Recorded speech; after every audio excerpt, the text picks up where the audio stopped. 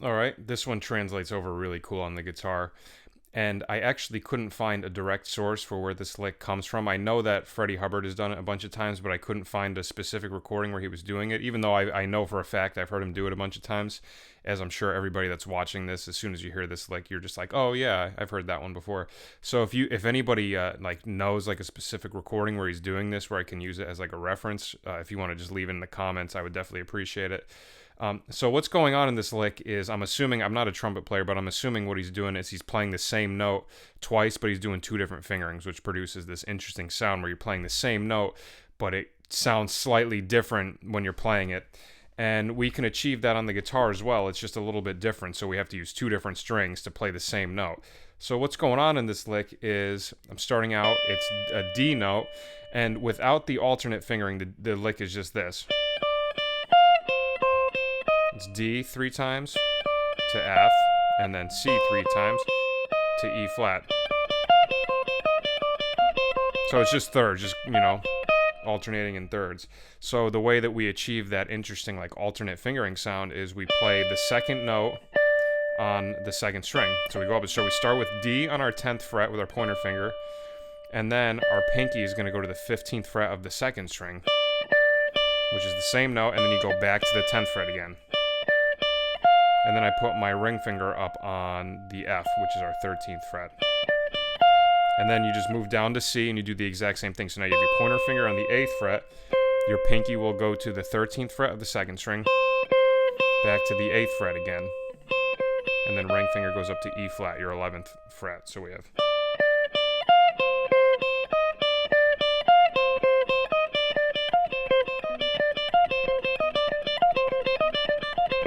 Alright, pretty cool sound. Something I haven't really heard that much on the guitar before. And this is over a C minor chord. It can be used over other chords as well, pretty much anything that sounds good with those specific note groupings. So you can think of it over C minor. Probably would work nice over E flat major.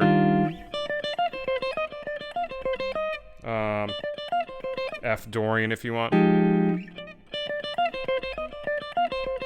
So pretty much, go through the chords diatonically in like an E flat major scale and try them out and see if there's any other ones that you like the sound of.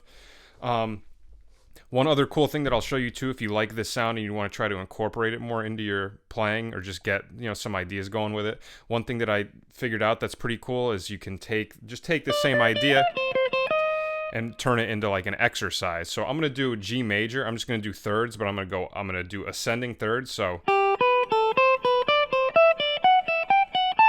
the key of G major, but I'm going to do like the alternate fingering thing. So I'm going to start on G. I'm going to G with my pointer finger. Then my pinky goes to G on the second string. And then I'm going to do B on the first string with my pinky.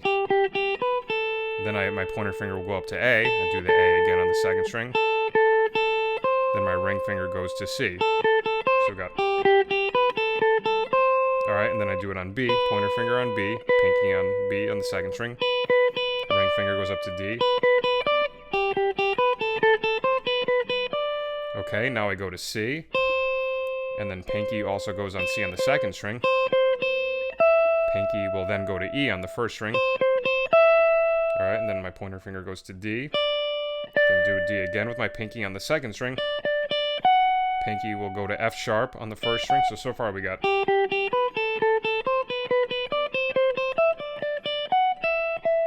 Then I go to E, and I play E again with my 17th fret pinky on the second string. Pinky will go to, ring finger goes to 15 on the first string. And the last one, F sharp with my pointer finger on the first string, F sharp on the second string. And then my ring finger goes up to A, and I'll end on G. So I have...